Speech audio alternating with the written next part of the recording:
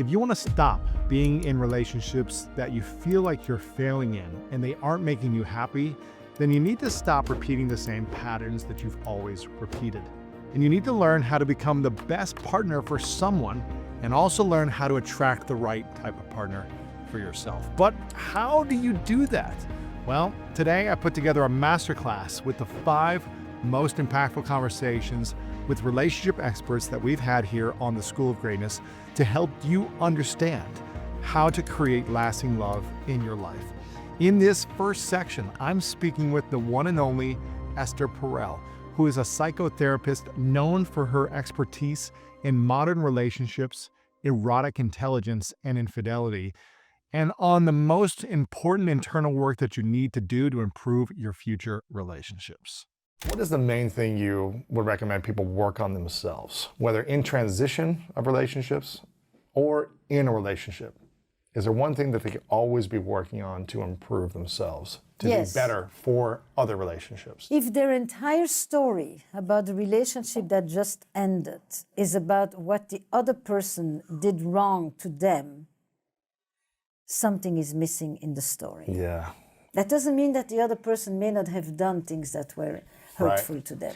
But add to it, who were you in this relationship? Absolutely. What role did you play? What did you see that you didn't want to pay attention to? Mm-hmm. What things do you wish you had done differently? What pieces do you wish that your partner had seen and accepted from you differently? Mm-hmm.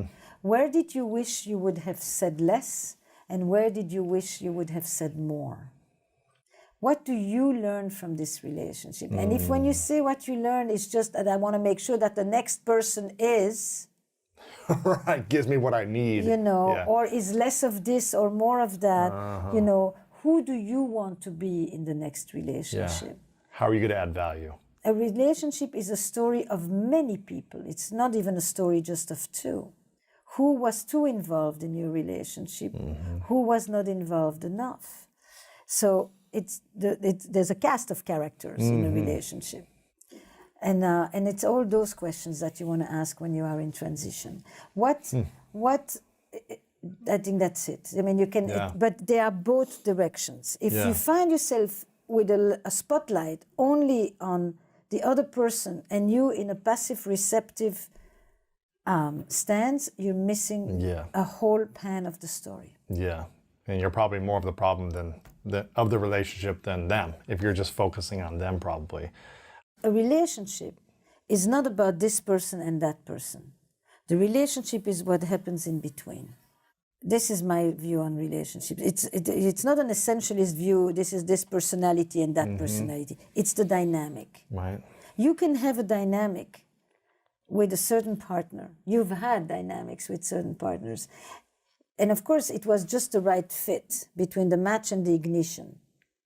And so you had enough inside of you to react with a certain kind of, let's put your jealousy. Mm-hmm. But you may meet another person who acts differently, and you may still have a little bit of that jealousy inside of you, but it doesn't get activated because this person is responding very differently to you. And when you say, where were you? They don't say, why do you always have to ask me that question? Right. They just say, I just went to do this. It's all good, darling. Mm-hmm.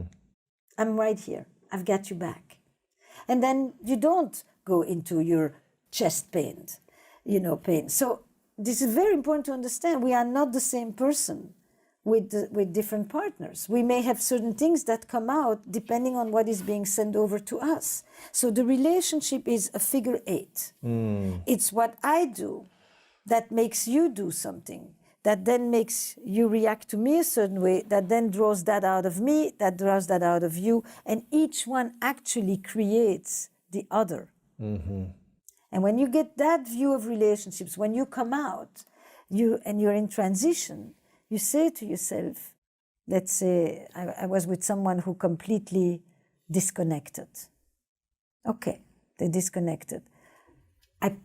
Did I push them away? Are there ways in which I contributed sometimes to the disconnection? And that is not self-blame. That is understanding the dynamic. You can take responsibility about things without blaming yourself. and you can hold the other person accountable without blaming them. It's not a blame dance, but it is an understanding of what did I do that made you do what you then did to me, then it made, Right. that's the relationship. Yeah. And if someone's like, you know what, they're listening to you, Esther, they really want to have an amazing relationship. They want to have a rich life, knowing it's not going to be perfect, but they want to create beauty and adventure and play and go through life through the sadness and the adversities and all the things that happen in life. And they're thinking to themselves, how much should I pour into myself for my dreams, my health, my friends and family? How much should I pour into the other person, into their life that I'm creating a partnership with? And how much should I pour into the relationship itself? What would you say to that? But you asked me, it's different questions, right? What keeps a relationship alive is one question. How much do you invest in a relationship is a different question. So I'm going to go to the one about what keeps it alive, because it's part of, and I'm suddenly watching the box and thinking, it is what I'm mostly interested in. Because I work on eroticism. What keeps us alive? What keeps us hopeful? What keeps us engaged with possibility? Not physically alive, but connected Physically alive. Connected alive, life force, life energy. Why? Because I think everybody understands relationships that are not dead versus relationships that are alive. Teams that are not dead, companies versus companies that are alive. What is flourishing versus surviving? And because it is part of my personal history, and I come from a background of survivors, of parents who were in concentration camps, and I wanted to understand, how do people stay alive when they spend 5 years in a concentration camp? So that's why I got interested in eroticism. Sexuality is a piece of this, but sexuality is not eroticism. You can have sex every day and feel nothing. Eroticism is the poetry that accompanies it. It's the meaning we give to it. Yes. Right? It's the story that's attached.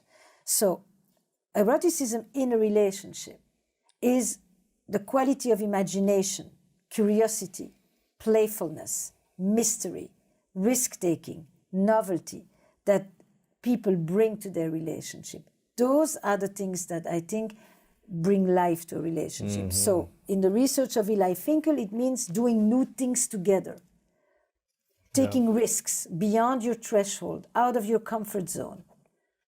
Because if you do pleasant things that are familiar, it's cozy, it's friendship, it's love, but it's not exciting, it's not erotic, it's not necessarily desire. It's calibrating your expectations so that you have, and that means diversifying your intimate connections or your deep connections. Doesn't it? You know, for me, intimacy doesn't mean sexual either. It just means people that are important to you, that accompany you through the life stages and through the big events in life.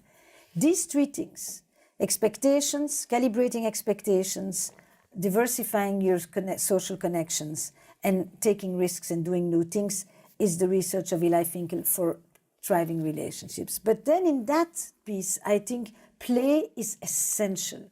It's huge, Playfulness, right? it's huge. And it is actually the quality of emotions that is the least talked about. How often are you playing in your relationship? All the time. Humor is essential. It's an essential salve and balm in my relationship. I can be in the middle of an argument and then I start to laugh and then I just get perspective and we just kind of ground ourselves back again.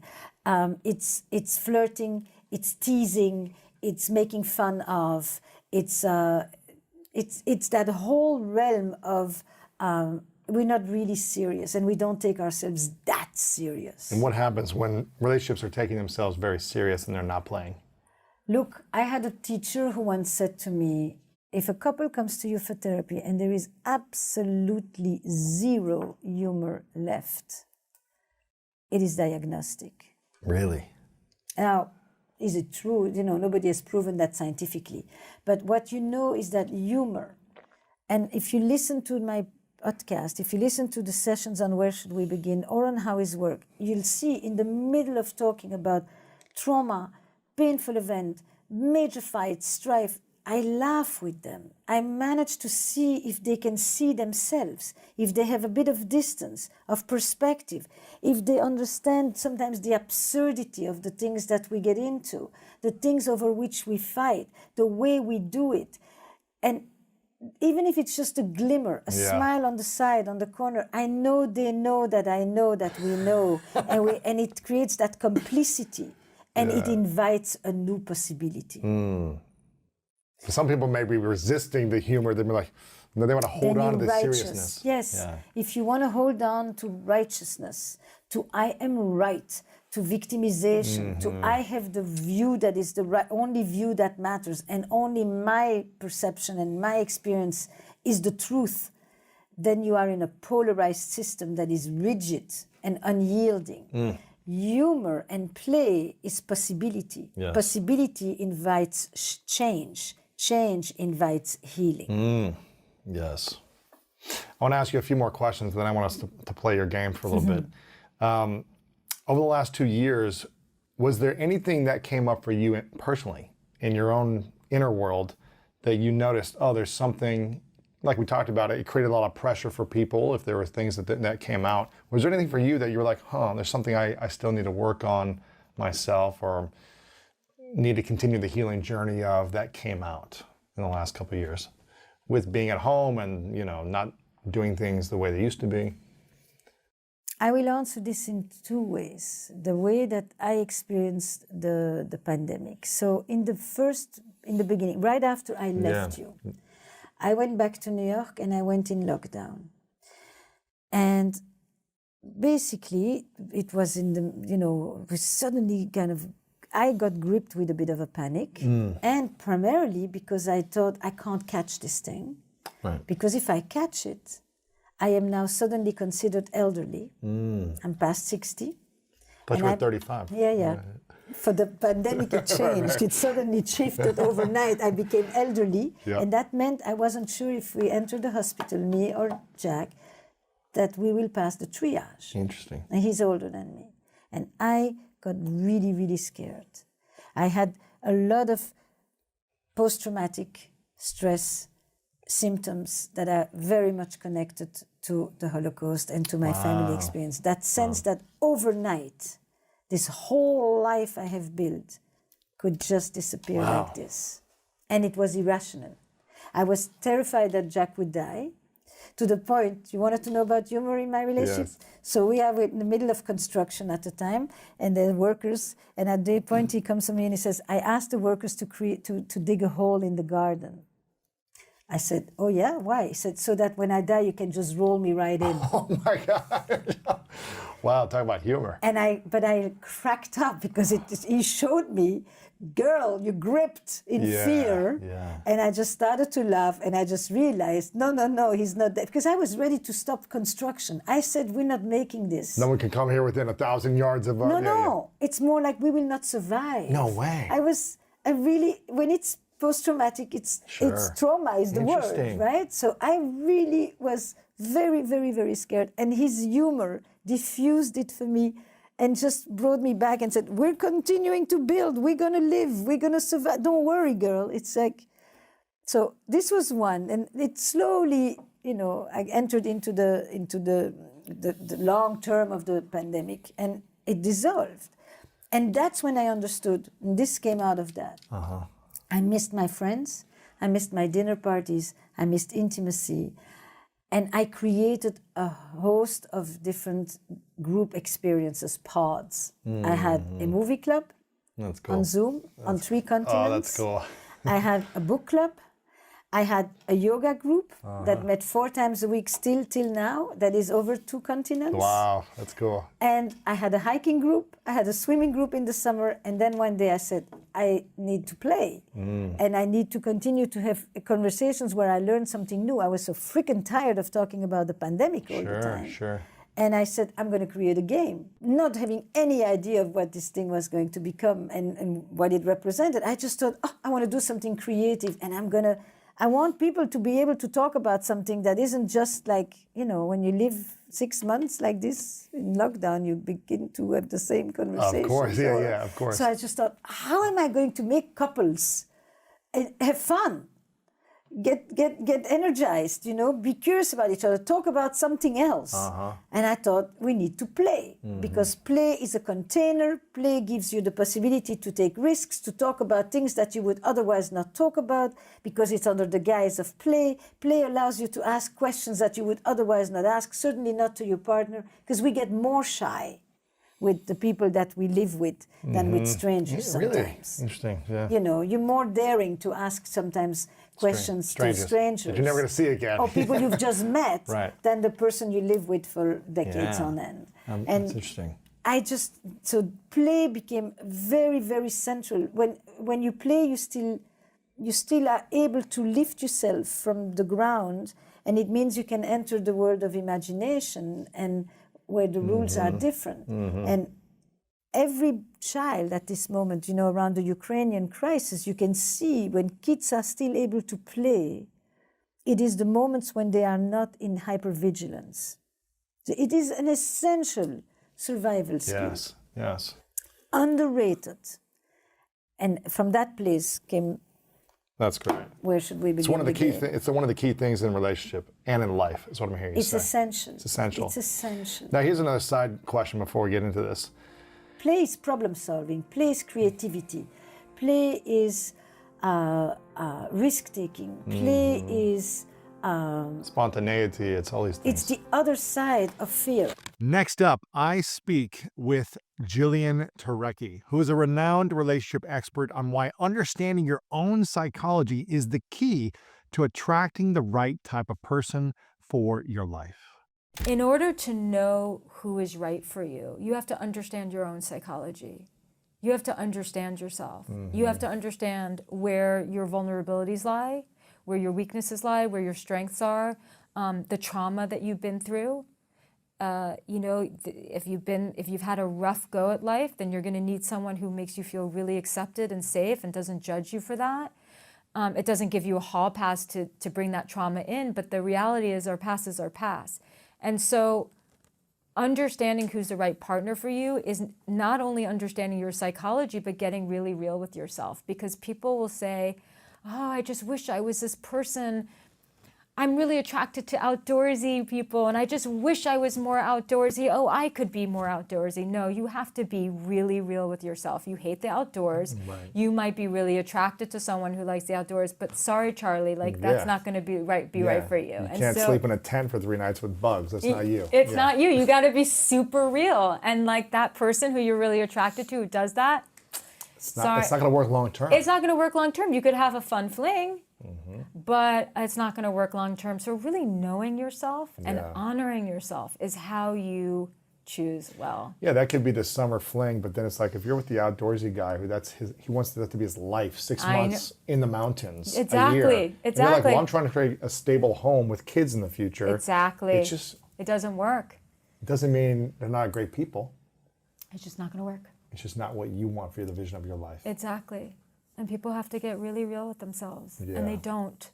And then they end up paying for that. What's been the biggest mistakes you've brought to relationships? Me personally? That you've later had to realize and take accountability for, oh, okay, yeah, I was responsible for this, or I could have shown up differently. Yeah. For me, definitely has been, in the past, codependency. And what that looks like is, it's funny, relationships are funny. I mean, I've had some really beautiful relationships, and I've had some not so beautiful relationships. And that's why certain people are going to bring out certain things in you, whereas others are not. But I've definitely brought codependency and low self-worth to relationships, like depending on my partner too much for my happiness. Really? Yeah. What happens when we depend on our partner to make us happy? Catastrophe. So here's the paradox. I think that we need to be with someone who wants to make us happier, and that we want to add value to each other's lives. We want to make the path easier, but no one can walk our path but ourselves. And so what happens is that and it's unconscious, and it's part of it is also conditioning. It's like, be with someone who makes you happy, this or that, The problem is that if you don't feel at least mostly whole. You know, we all have our things that we're dealing with. But if you feel really fragmented and you think a relationship or another person is going to actually bring all the pieces together, then what's going to happen is that you're going to be really disappointed, because then you're relying on another fallible, flawed human. Imperfect human. Imperfect human. And you're going to have all these expectations, and your shoulders are going to be crushed by the weight of failed expectations constantly. But, you know, so yeah, I've done that. Yeah. Not really standing on my own 2 feet emotionally. I have brought stress to a relationship, and not my self-awareness around stress, to the point where I've closed, you know, not been receptive to love. Guarded. Guarded, or just tense and stressed, and just totally expecting to be loved anyway.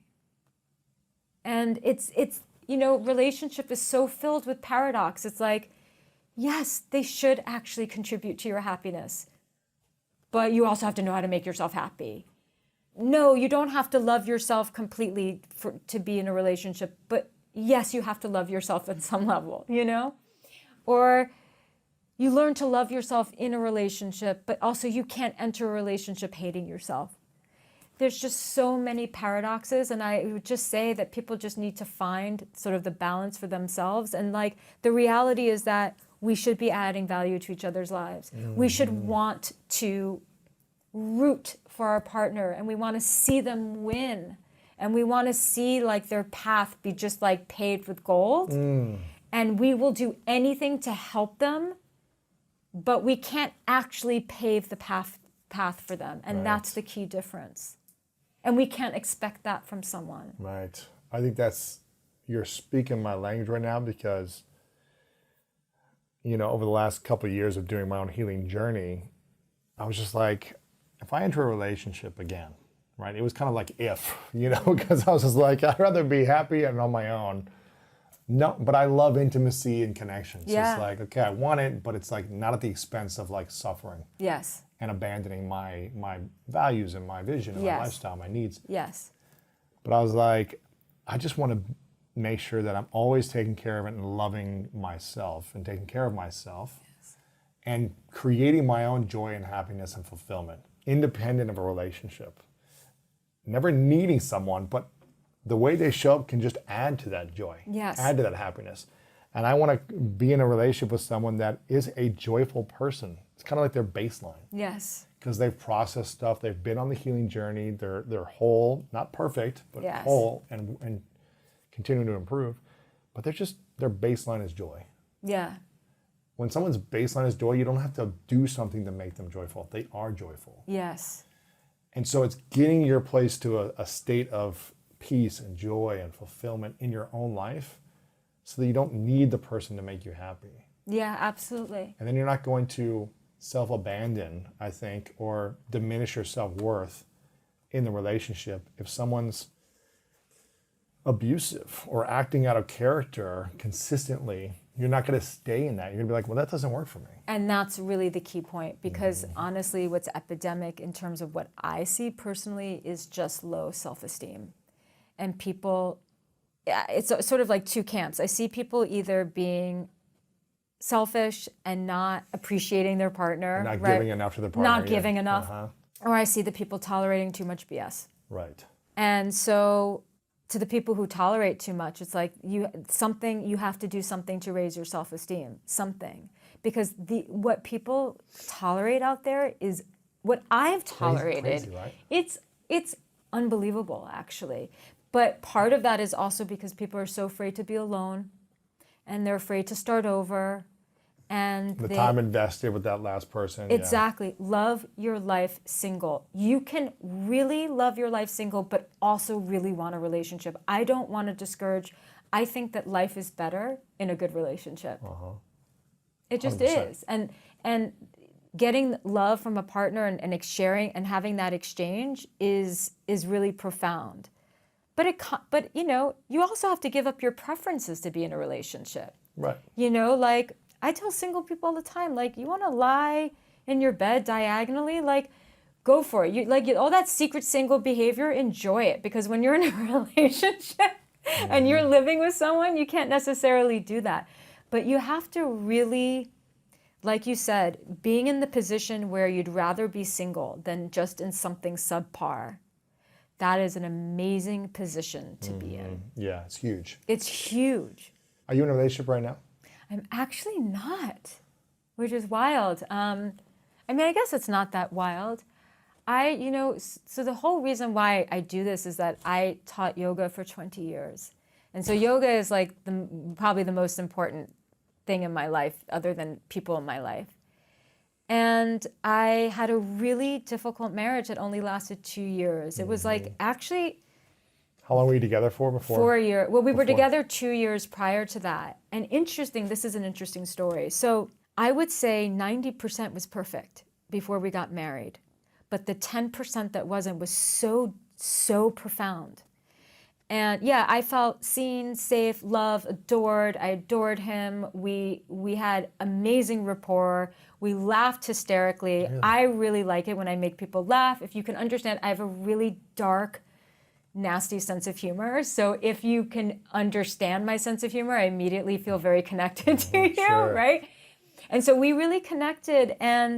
But there were things that that I would never tolerate. And this is something like, we're cool. Like, things not working out with him, and then my mother died. So I went through a lot of tragedy to get to the place where I am now.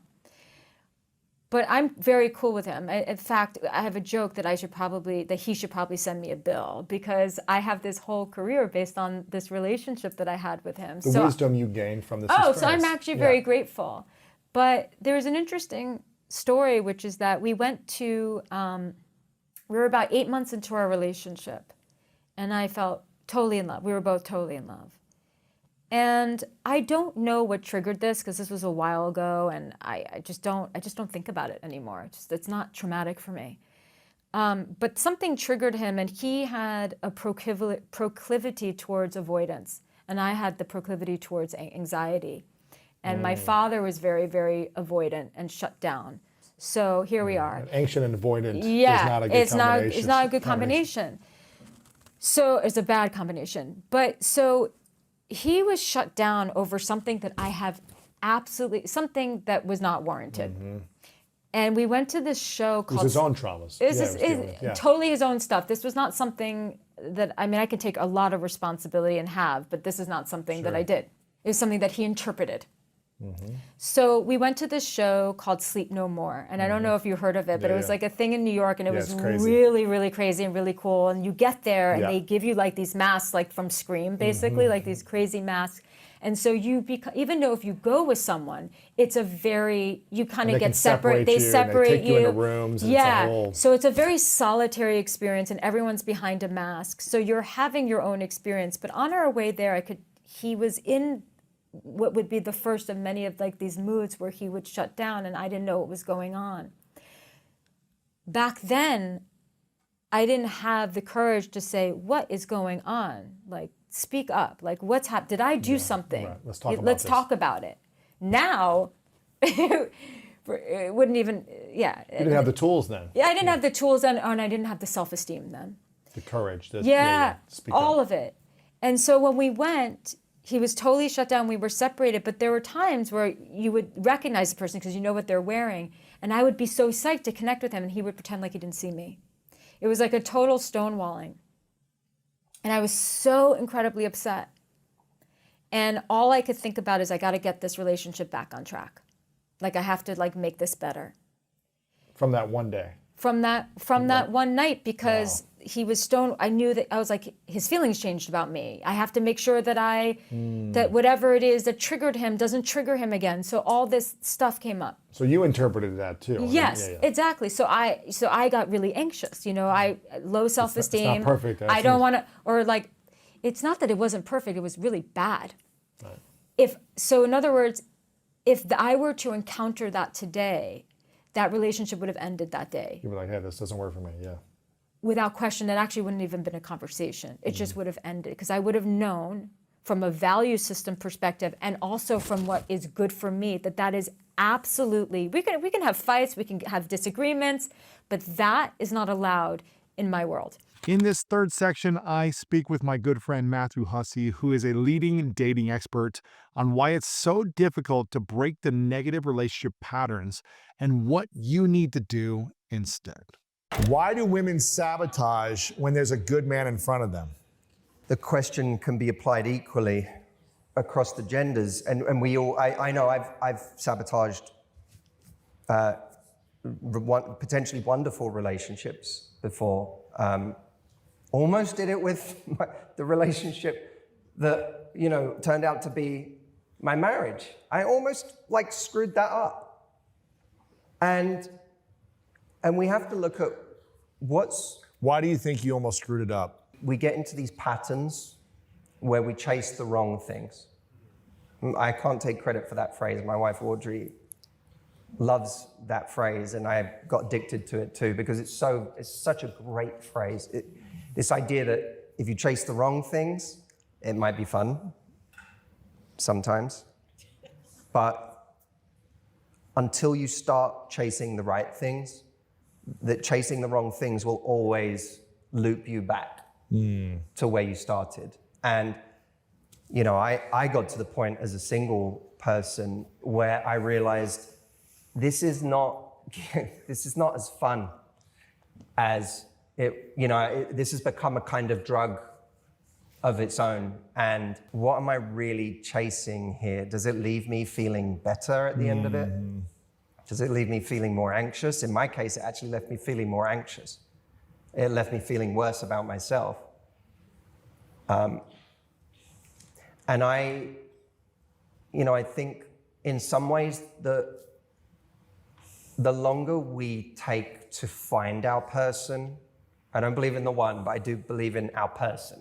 This is a very different thing. But the longer we take, I think some of us, we have to now justify all the people we said no to. Because if I'm going to go for this person, then why did I say no to those people?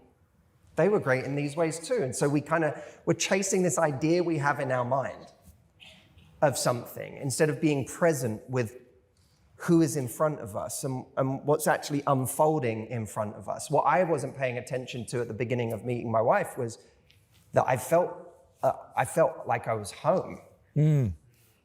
And that's a subtly different feeling. I felt like I was home. I could truly be myself. I felt genuinely accepted and not judged. And it was a kind of an unfamiliar feeling. I don't know that I was fully ready for that feeling. You almost felt unsafe because it was so safe. Yeah, it felt unsafe. We had an argument at the beginning of our relationship where we weren't even in a relationship yet, I don't think. But we had an argument where she started talking about some other guy. Uh-oh.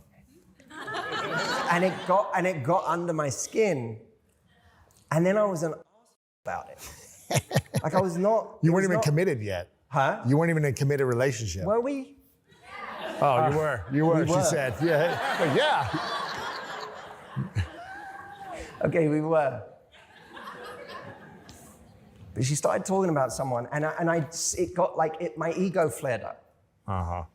My ego flared up, and then I started being really cold and quiet. I didn't say anything for ages, and she was the one making all the conversation. And at a certain point, she was like, "What's going on?" And I was like, "Nothing." Because what am I going to tell her? I'm not going to tell her at this early stage that I got insecure about a guy I don't even know, and that somehow, on some deep level, has made me feel threatened, and how now I feel like I could get hurt in this. And it's robbed me of some kind of power that I must have been holding on. I'm not going to tell you all of that, because now you have even more potential to hurt me. I'm not going to give you all of that now. I once had a relationship where I told someone, I I debated all night whether to tell an insecurity that I was feeling. Really? And then I did at the end of the night. This was a different relationship. At the end of the night, I spoke an insecurity.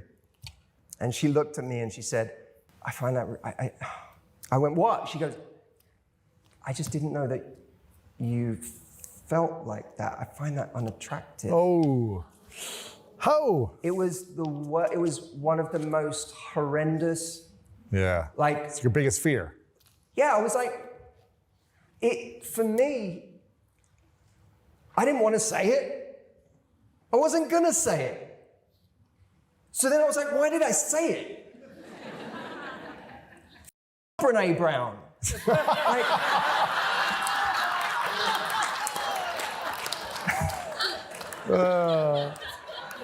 Vulnerability is strength. this doesn't work for men. Be vulnerable. Yeah. I find that unattractive. That's why you have so many up guys in the world now, Yeah. and they follow other up guys. And they're all in their little circle of doing everything wrong because they got hurt.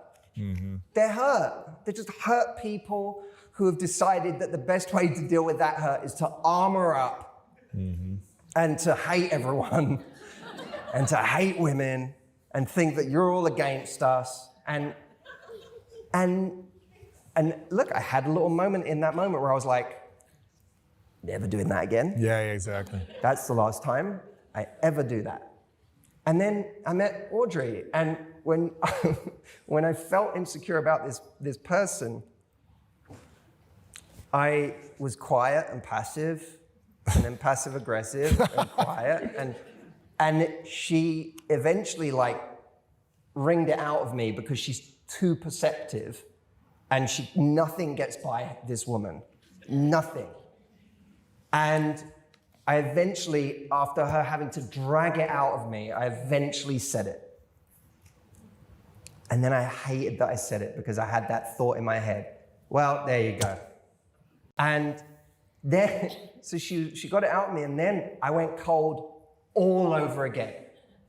Because now I was like ashamed. Really? Why did I say that? Now she's gonna think, I'm not that attractive guy, I'm not Mr. Alpha, I'm not blah, blah, blah. All of this is happening. It's not like I'm verbalizing this to myself, but this is what's happening. And I'm supposed to not seem threatened. I'm supposed to be bulletproof. I'm not supposed to get threatened by another person like that.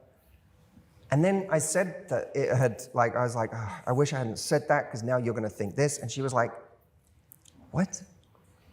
She was like, oh my God, I love, firstly, it doesn't change how attracted I am to you at all. I'm so attracted to you, my God. And the fact that you told me that, it's just, I love it because I get to know, I know you better. I get to know you better. It doesn't change anything. It's just, I love knowing you better. And if something's on your mind, I want you to share it with me because I want to be able to talk, I want to share why you don't need to worry about that. We had to go through so much that day to get to that little moment. And in 100 other early dating phases with other people, that would have been the end of the relationship.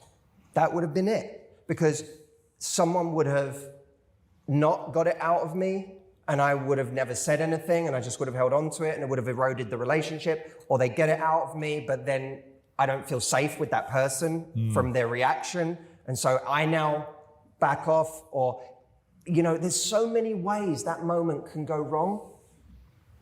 And in this relationship, what was normally a moment where it would go wrong was a very healing moment for me.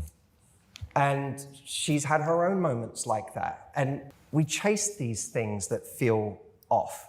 Next up, I speak with Baya, Voce, a trained couples counselor, on the importance of understanding yours and your partner's trauma and working together to build a healthy and healing relationship. conflict without repair is just pain over and over and Suffering, over yeah, again. Yeah.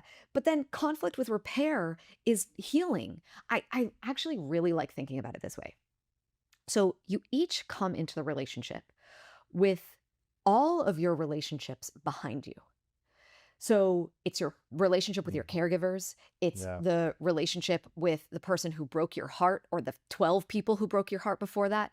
It's the pain that you did to other people, and it's the pain that other people did to you, caused to you. You walk into your relationship with all of the unhealed pain, and you basically walk to your partner and you say, Heal me.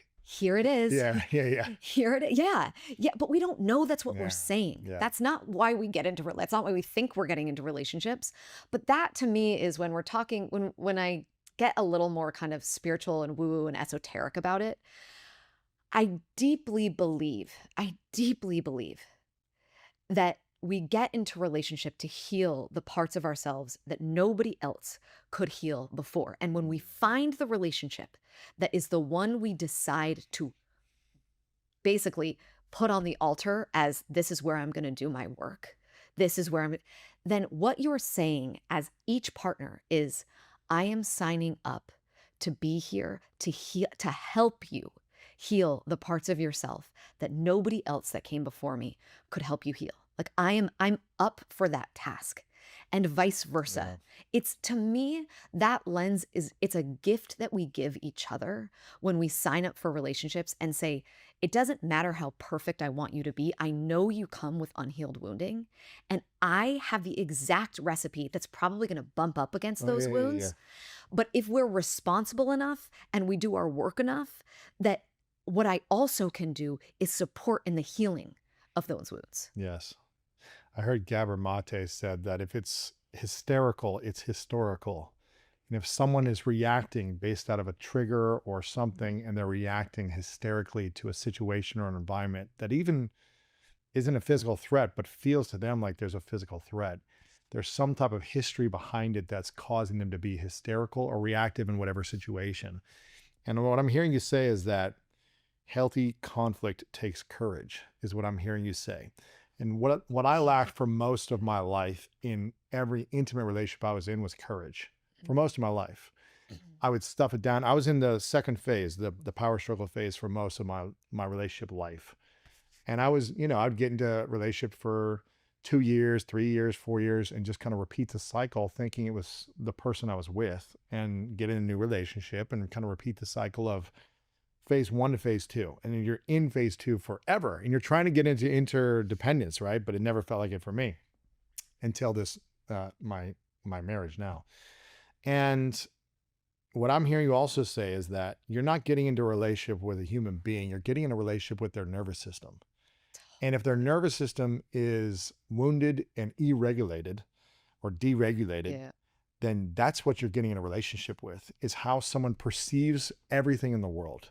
And if they're traumatized, or if they have thin skin by every little thing that you say or do or don't do, that's the relationship you're getting into. Not the person and how they look, but what's inside their nervous system and how they respond to their environment. I often say, like, if we were to go on first dates and be like, all right, when you're just off the rocker, what do you like? Like when you're super triggered, when you're a 10 out of 10, when you're a 5 out of 10, what do you like? What are we up There's against? There's a bear inside of me. There's Yeah, like a bear that wants to destroy. If I'm like not regulated, it's like, I'm like, let me just take on the world, it's like a bear. Same. I can get both. I can get loud, and I can get super quiet, and just like you don't even feel my heart. Like I can go to both of those places, and they're not places I'm proud of, by the way. Of course. But and by the way, no matter how much work we do, these pieces live inside of us. Yeah. It's not that the little kid ever goes away. It's that when you start to understand what your nervous system is like when it gets dysregulated, like, oh, I know that my chest tightens, or I start to talk really, really fast, or I start to sweat, or maybe it doesn't feel so physiological, but I can start to I can start to feel you become my enemy. I'm like trying to build my case against you, right? So like we've all kind of been here in one way or another. When I begin to understand what my particular brand of dysregulation looks like, then I can start taking responsibility for when I'm going there. And that adaptive part, that young, because that's really what it is. It's the part of ourselves that's just trying to fight for, keep me safe, keep me safe. We can sort of do this thing where we like put the kid in the back. It's like, okay, you're 5. I don't want you to go away, but you also can't drive. Yeah. And this is another thing that Terry talks about, which I think is also really smart, which is like you put the kid in the back and you got to give the kid love, but the kid needs a boundary. Like that's what kids need. They need love, but they need boundaries. So you put the kid in the back and you're like, hey kid, I got this. You don't need to be the one. And they generally don't want to be the ones to be in the fight anyway. They're like, oh great, hands off the wheel. I can take a nap or play Legos in the back. And then the more regulated part of you can start to come online. But you've got to take care of the part that's dysregulated. Generally speaking, you're either better at auto-regulating, so regulating on your own, or co-regulating, like you need somebody to help you regulate. And we want to get better at the other. That's generally what we need. I fall into the co-regulation category. Like it feels like at times I need my wife to help me. Like I need her to help calm me down. Like I can't, and that's been a huge. But if you attract an independent person and they're like, hey, I'm an independent, like get away from you're clinging to someone who wants to be alone.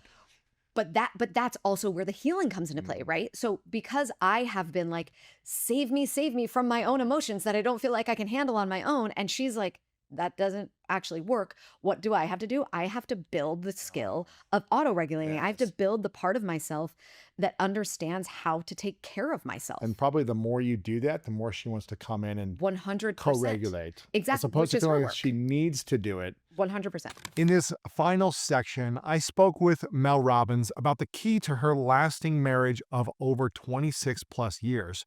And she breaks down the core shift that has helped it continue to grow. I think, like, honestly, people have been asking me a lot about just my marriage because I've been married for 26 years. Like, how do you go the distance? How do you go the distance? I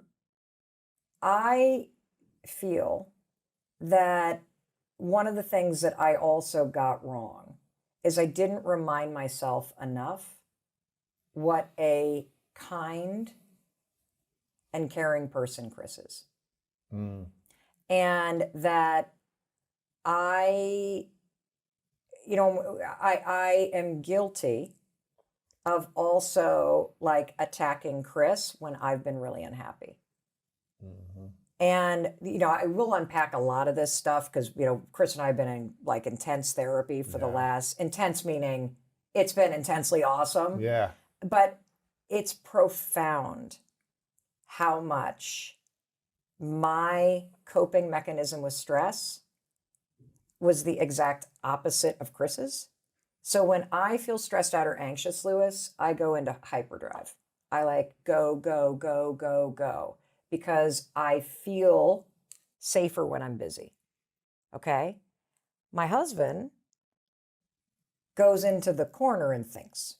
Right. And what ends up happening over time is your relationships are an opportunity to truly heal the that doesn't work if you're willing to work together on it. And so what happened over time for us is the more I became successful, the more I did, the more I was solving problems and taking care of this and 15 steps ahead, the more it reinforced to Chris, well, she doesn't need me.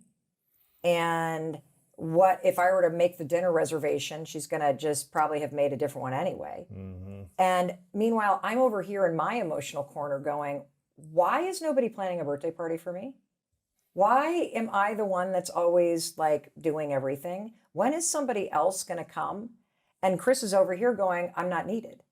Yeah, like I've tried, but then you say you don't want it, or you change the plans, or so it's like after a while, I was like, why am I going to try to do anything? Correct. And here's where we make a major mistake. We have a breakdown that's at the surface level. So I'll give you an example.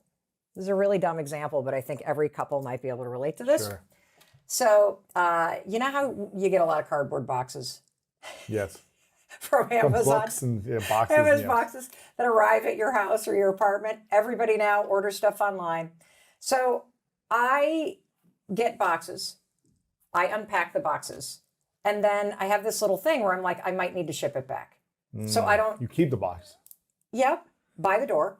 No, I got to throw it away right away. Well, Chris does too. Yeah. And he also does not want the box to go into the garage. We need to slice it down and flatten it. Recycle it or get rid Yes, of it. Yes. but you have to flatten it for the garbage folks up in southern Vermont to pick it up. Gotcha.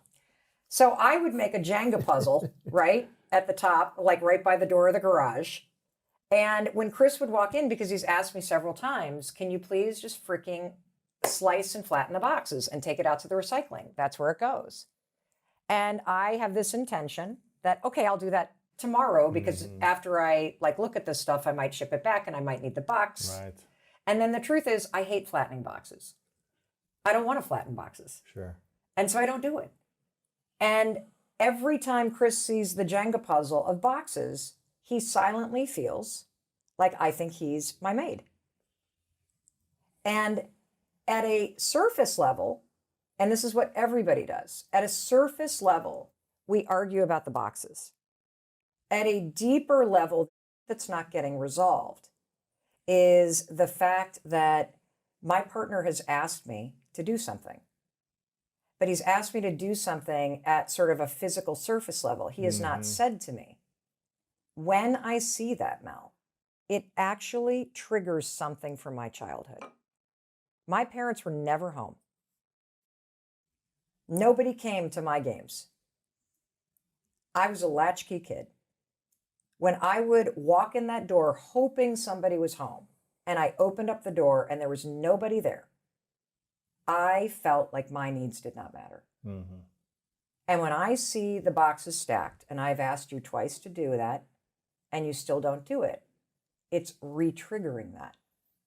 And over the course of his childhood, it didn't matter what he said. The behavior of the adults didn't change.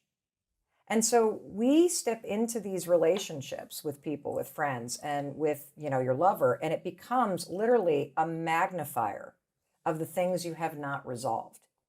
Like, you're so Third party. unconscious to your patterns. Oh, yeah. I'm thinking cardboard boxes, he's childhood trauma. There are other ones. He's not talking to me, I'm childhood trauma. Like, it's Yes. like all of that gets magnified by cardboard boxes or the you're Yes. fighting about on the surface. And so knowing that you have a place to talk about something minimizes the number of times that you even get upset with each other. Yes. But I want to go back to something that you said that I think is the $100 million question. Give it to me. Not question, $100 million answer. It was my number 3. And I said it in the opposite way that you said number 6. I said, if I could go back and give myself advice 28 years ago when I met my husband, Chris, what would it be? And the third thing I said is always remind yourself that he is a kind and loving person who just wants to be loved. That's all we all are, okay? You said, I'm never going to be angry with you. I'm not going to take my anger out on you. Now, listen, I'm not perfect. And maybe one day I get frustrated and I react. I'm not saying that, but you that's my probably intention. quickly clean it up. And I take responsibility. Yes. 100% responsibility. So I'm not saying I'm trying to be perfect here, but So yes. what I have learned in the past 2 years that has been profound for me to be whole and to be able to truly stand in full power, right? And what has been profound in my marriage is that at the heart of all mental health issues for me, at the heart of all your interpersonal issues with anybody else is your own inability to handle uncomfortable feelings. That's it. That's it.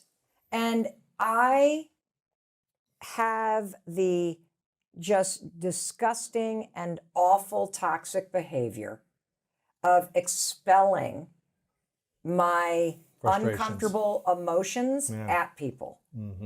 And my inability to tolerate stress or disappointment or frustration or expectations not being met or hurt feelings that creates this sort of disruption in my body and all of this stuff, it over the years, like I would expel it at people. I'd have a terrible tone of voice. I would blame it on my anxiety. And I didn't know any better because I didn't understand that healing actually doesn't start up here. It actually starts in your body and your ability to not only tolerate emotions, but to regulate the way that you feel when you experience emotion. And my husband has the opposite way. He withdraws. When he feels painful things in his body, he withdraws. And so the thing that has changed everything for me, Lewis, is truly realizing that, you know, the second I started to dig out all the uncomfortable feelings and that had happened or anything else, and I learned how to sit with it. I learned how to give myself the assurance and the love that maybe I didn't get as a kid, that I didn't experience in other relationships, that I wasn't experiencing in that moment. Learning how to do that for myself, learning how to regulate my nervous system, how to tolerate the awful stuff that happens to all of us in life. That has been the biggest game changer in my relationship because I don't get angry at Chris. I hope you found this masterclass on relationships supportive on your journey to either finding your perfect relationship, your perfect person, or how to improve the relationship that you're currently in right now. Comment below your greatest takeaway. Which section did you enjoy the most? What resonated with you the most? And always, I want to remind you that you are loved, you are worthy, you matter. It's a beautiful journey, and I can't wait to see you in the next episode.